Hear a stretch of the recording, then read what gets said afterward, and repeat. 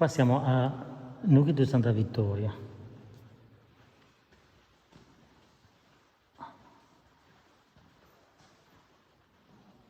Volta a crociera.